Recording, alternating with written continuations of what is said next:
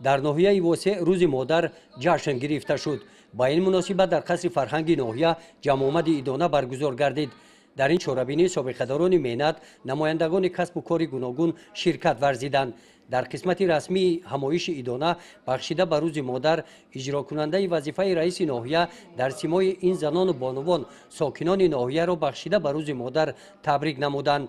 аз ҷумла қайд намуданд ки дар сиёсати хиратмандонаи асосгузори сулҳу ваҳдати миллӣ пешвои миллат президенти ҷумҳурии тоҷикистон муҳтарам эмомалӣ раҳмон мақому манзалати зан дар ҷомеа баланд арзгузорӣ мешавад.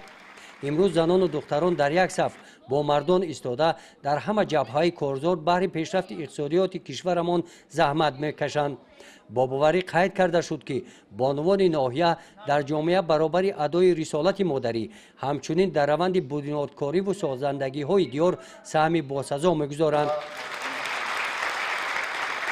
дар ин чорабинӣ аз номи мақомоти иҷроияи ҳокимияти давлатии ноҳия барои саҳми арзанда дар тарбияи насли наврас гузоштан бахшида ба рӯзи модар ба якчанд нафар бонувон сипоснома тақдим карда шуд.